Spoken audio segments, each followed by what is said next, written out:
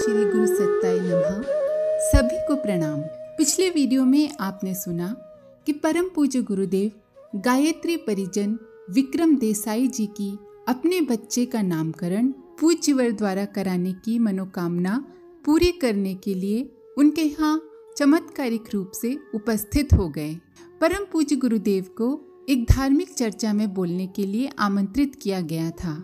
जिस दिन कार्यक्रम था उस दिन पूज्यवर उस जगह से बहुत दूर किसी और जगह पर थे जहां से उनका धार्मिक चर्चा में पहुंचना नामुमकिन था। फिर भी गुरुवर न जाने कैसे वहां पहुंच गए। आइए अब इसी क्रम को आगे बढ़ाते हैं। उस गोष्ठी में प्रवासी लोगों के कारण स्थानीय संस्कृति और रिवाजों पर आ रहे संकटों के बारे में चर्चा होनी थी।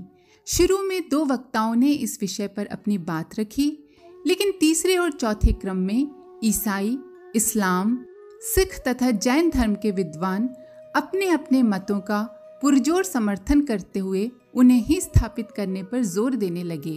स्थिति अपने मत की पुष्टि के साथ दूसरों के मत का खंडन और फिर निंदा की दिशा में बढ़ने लगी। गुरुदेव को 9वें क्रम पर बोलना था। उन्होंने अपना परिचय एक ऐसी धारा और परंपरा का अनुयायी विद्यार्थी होने के रूप में दिया जिसकी सैकड़ों शाखाएं हैं और उनमें कोई भी व्यक्ति या समूह अपने लिए एक उपयुक्त शाखा चुन सकता है। चुनने का अर्थ उस धर्म परंपरा में दीक्षित होना नहीं, बल्कि अपने विश्वासों को उसके प्रकाश में समझना है। गुरुदेव ने इस गोष्ठी में सूर्य विज्ञान के कुछ प्रयोग बताए। उन प्रयोगों के आधार पर फूल खिलाए जा सकते हैं, संपदा प्रकट की जा सकती है और शून्य में से मनचाही वस्तुएं प्रकट की जा सकती हैं। उन्होंने 2-3 प्रयोग करके भी दिखाए। एक प्रयोग में प्रोफेसर इसरार की चुनी हुई कुर्सी का पाया लकड़ी से लोहे में बदलकर दिखाया।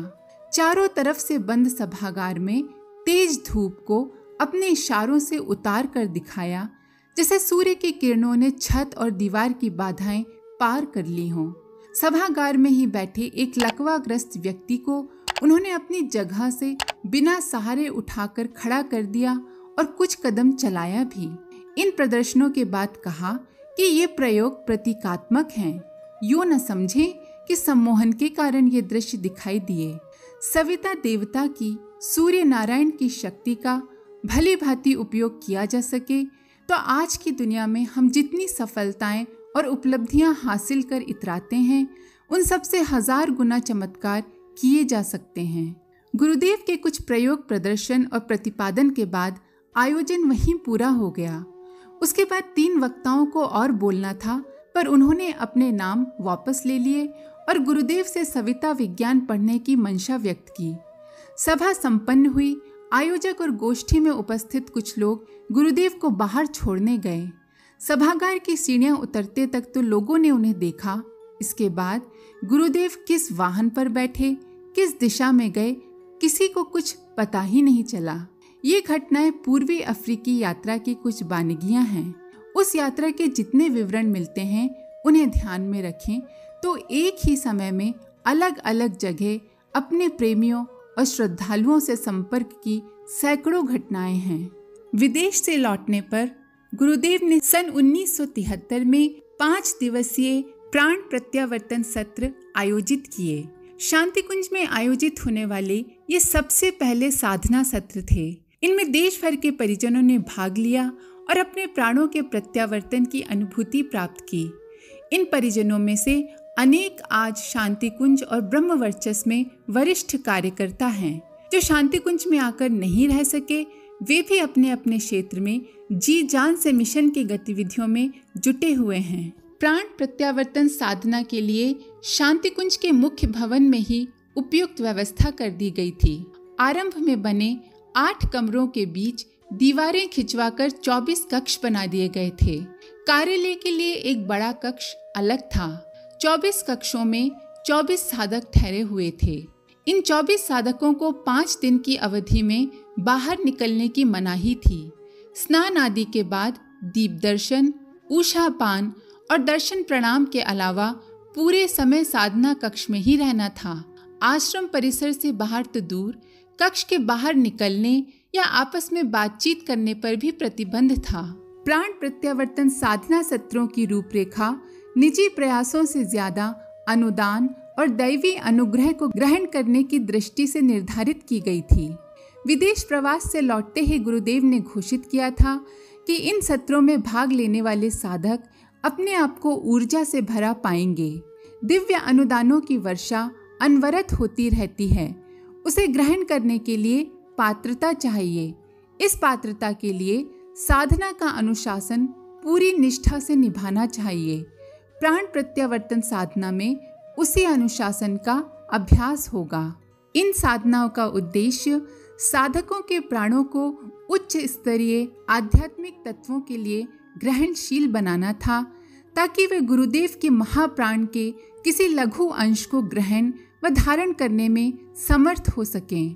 5 दिन के सत्र में पहला ध्यान अपने आप को बाल भगवान के रूप में अनुभव करना था। उस अनुभूति से गुजरते हुए कई साधकों ने अनुभव किया कि बाद की ध्यान धारणा में वे अपने चित्र को पहले से ज्यादा निर्मल और शुचितापूर्ण बनाकर गए थे। गंदगी से सने शिशु को दूर ही रखते हुए माँ जैसे धो पोंछ कर नहा धोकर साफ करती है और फिर गोदी में उठाती है, वैसी ही अनुभूति इन साधकों को हुई। भाव प्रवण साधकों ने बाल मुकुंद यह ध्यान करने के बाद अपने आप को कमल पत्र से उठकर गायत्री माता की गोदी में भी हंसते खेलते हुए अनुभव किया। प्रतीत हुआ कि माँ उन्हें स्नेह से दुलार रही हैं, लाड़ लड़ा रही हैं। इस ध्यान के बाद खेचरी मुद्रा का अभ्यास था। जिह्वा को उलटकर तालू से लगाने और ब्रह्मरंध्र से अमृत की बूंदें टपकाने का अनुभव। यह अनुभूति भाव जगत में ही होती थी। इसके साथ दिव्य लोकों से उच्च स्तरीय अनुदान बरसने की कल्पना भी की जाती। भाव और कामना को कुछ साधकों ने सपने की तरह भी देखा। जागते हुए देखा गया सपना। शिविर में आए साधकों को प्रतिदिन गुरुदेव से भेंट के लिए अलग समय मिलता था। उस समय साधक अकेले ही होता था। गुरुदेव से साधना उपासना के बारे में चर्चा की खुली छूट थी। साधक अपनी व्यक्तिगत बातें भी कह लेते। उनकी लौकिक और आत्मिक समस्याओं को गुरुदेव बराबर महत्व देते हुए सुनते थे। गुजरात से आए एक साधक नरेन भाई ने परामर्श के समय एक विचित्र समस्या रखी। उन्होंने कहा कि आप बताते हैं कि गायत्री मंत्र की उपासना से तुरंत कल्याण होता है, लेकिन मैं तो जब भी जप करने बैठता हूँ मन में क्लेश होता है। नवरात्रि में साधना का संकल्प लेता हूँ, लेकिन कोई न कोई बाधा आ जाती है और अनुष्ठान नहीं हो पाता। गुरुदेव ने नरेन भाई के पारिवारिक और व्यावसायिक जीवन के बारे में पूछा तो वो बताने लगे। गुरुदेव ने उनके पारिवारिक जीवन में ही साधना का विघ्न पाया। गुरुदेव ने समाधान करते हुए कहा, तुम पत्नी के साथ सम्मान से पेश आया करो। उसके प्रति क्रूर व्यवहार करने के कारण ही बाधा आती है। नरेन भाई ने बताया कि वो तो पत्नी को कभी हाथ भी नहीं लगाते। शिक्षा दीक्षा की दृष्टि से वह काफी पिछड़ी हुई है और कई बार नुकसान भी कर देती है। शिक्षित और संस्कारी नहीं होने से घर आने जाने वाले लोग भी परेशान होते हैं, इसलिए कभी कभार डांट जरूर देता हूँ। मत डांटा करो। गुरुदेव ने कहा, अगर वो शिक्षित और संस्कारी नहीं हो पाई तो इसके लिए तुम भी बराबर जिम्मेदार हो। अभिभावक की तरह यह सीख देने के बाद गुरुदेव ने कहा, पत्नी को पीड़ित करने के बाद तुम्हारी अपनी चेतना में बैठी शक्ति, प्राण शक्ति शुद्ध होती है। गायत्री साधना में प्राण शक्ति का ही संबल है। वो शुद्ध होती है तो उपासना में मन कैसे लगेगा? बाधाएं तो आएंगी ही। नाहरगढ़ से एक साधक राधा वल्लभ ने कहा कि उन्हें उपासना के बाद रोष बहुत आता है। वे पंचलक्षी अनुष्ठान करते थे, अर्थात वर्ष भर में 5 लाख गायत्री मंत्र का जप और ध्यान, सहस्त्रांशु अर्थात 1000 गायत्री मंत्र का प्रतिदिन जप। नवरात्रियों, पूर्णिमा, एकादशी और रविवार के दिनों में तो ज्यादा जप करना होता था। इन दिनों वे इतने कुपित हो जाते थे कि परिवार और पास पड़ोस के बच्चे भी उनके पास नहीं फटकते थे। गुरुदेव ने राधा वल्लभ के बारे में बारीकी से पूछा। सब सुनने और साधक के चेहरे को गौर से देखने के बाद गुरुदेव बोले, तुम्हें ब्रह्मचर्य पर विशेष ध्यान देना चाहिए। यौन शुचिता और संयम के क्षेत्र में ढील छोड़ने के कारण ही स्वभाव में तलखी आ गई है। उपासना से जो आत्मबल मिलता है प्राण शक्ति का संचय होता है, वह सब भोग वासना में शरित हो जाता है। गुरुदेव का परामर्श था कि गायत्री साधक को अधिक से अधिक ब्रह्मचर्य का पालन करना चाहिए। पूरी तरह संयम से रहा जा सके तो सबसे अच्छा है, नहीं रहा जाए तो यथासंभव तो रहना ही चाहिए। एक साधक की समस्या थी कि वह संयमी थे, सहृदय थे और समर्पित भी। उन्हें लग रहा था कि साधना फिर भी सफल नहीं हो रही है। गुरुदेव ने उन्हें गायत्री के सिद्ध साधक माधवाचार्य का किस्सा सुनाया। माधवाचार्य ने 12 वर्ष तक निरंतर साधना की थी, फिर भी उन्हें कोई प्रगति होती नहीं दिखाई दे रही थी। निराश होकर उन्होंने गायत्री साधना छोड़ दी और किसी तांत्रिक के कहने पर भैरव की उपासना करने लगे। भैरव की साधना 1 वर्ष में ही सफल होने लगी और साधक को उनकी पुकार सुनाई दी। पुकार सुनकर जब सामने देखा तो कोई नहीं था, फिर आगे पीछे देखा, वहां भी किसी दैवी शक्ति के दर्शन नहीं हो रहे थे। पूछा, आप कौन हैं? उत्तर आया, तुम्हारा आराध्य भैरव। पूछा, सामने क्यों नहीं आते? जवाब था, सभी उग्र साधनाएं गायत्री उपासना के सामने हल्की पड़ती हैं। साधक में इतना तेज आ जाता है कि नई साधनाओं के इष्ट सामने नहीं आ पाते। अब माधवाचार्य के चौंकने की बारी थी। उन्होंने पूछा कि गायत्री साधना की सफलता के प्रमाण अभी तक क्यों नहीं मिल रहे? तो भैरव का उत्तर था कि उससे कषाय कलमश धुले हैं, अब कोई अवरोध नहीं है। गुरुदेव ने संक्षेप में जब ये घटना सुनाई तो उसके बाद उन साधक का संशय मिट गया। बिंदु योग त्राटक का अभ्यास करते हुए महाराष्ट्र की योग माया को अनुभव हुआ कि आंख बंद करते ही तीव्र प्रकाश दिखाई देने लगता है। सविता देवता सूर्य पिंड के रूप में प्रत्यक्ष दिखाई दे रहे हैं। उन पर एकाग्र होते हुए अनुभव में आया कि मूलाधार चक्र से एक प्रवाह ऊपर उठ रहा है। योग माया उस अनुभूति से गदगद हुई, स्वयं ही कल्पना करने लगी कि कुंडलिनी जागृत हो रही है। गुरुदेव से भेंट के समय उन्होंने अपने अनुभव के बारे में बहुत उत्साह से बताया। उम्मीद कर रही थी कि गुरुदेव उनकी धारणा की पुष्टि करेंगे, पर हुआ उल्टा ही। गुरुदेव ने कहा, साधना मार्ग में कोई विघ्न उपस्थित हो रहा है, ध्यान करती रहो, विघ्न दूर हो जाएगा। योग माया अवाक रह गईं। अपनी धारणा की पुष्टि न होती देख उन्होंने खुद ही अपने निष्कर्ष को जिद की तरह पकड़ा। कहा, ये कुंडलिनी नहीं जागृत हो रही है क्या? गुरुदेव ने उनकी धारणा को कल्पना बताया और कहा, कुंडलिनी जागरण इतना आसान नहीं है कि 2-1 बार ध्यान करने से ही हो जाए। उन दिनों कुछ धर्म गुरु कुंडलिनी जागरण के सामूहिक प्रयोग कर रहे थे।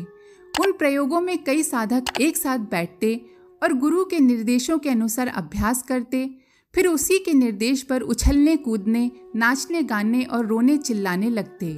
कुछ उपदेशक अपने सत्संग कार्यक्रमों में शक्तिपात से कुंडलिनी जगाने का प्रदर्शन भी करते थे। उनमें 25-50 या 100-200 साधक एक जगह बैठ जाते। गुरु भगवान या गुरु माँ का प्रवचन होता। सत्संग समय में मौजूद उन गुरु के शिष्य कार्यकर्ता ही शोर मचाते कि शक्तिपात हो रहा है। साधकों के मन में जो तरंगे उठ रही हैं उन्हें रोके नहीं, शक्ति को मुक्त होने दें। वो जैसे भी क्रीड़ा करती हैं करें, उसके साथ सहयोग करें। इन सत्संगों में भी लोग मर्यादा और अनुशासन तोड़कर नाचने गाने लगते थे। इस तरह के प्रयोगों के बारे में देख सुनकर ही योग माया समझने लगी थी कि थोड़े से अभ्यास और ध्यान प्रयोगों से कुंडलिनी महाशक्ति को जगाया जा सकता है।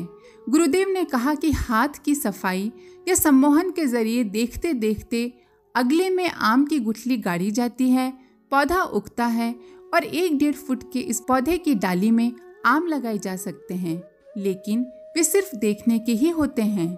असली आम उगाने और लगाने के लिए बरसों की मेहनत चाहिए। बागवान, मालिक और मौसम तीनों का तालमेल बने तभी वास्तविक फल आते हैं। कुंडलिनी जागरण के लिए प्रायोगिक निर्देश तो दिए जा सकते हैं, वे पाठ पढ़ाने की तरह हैं। महाशक्ति का कृपा प्रसाद साधक, गुरु और साधना के उपयुक्त वातावरण का मेल बनने पर ही मिलता है।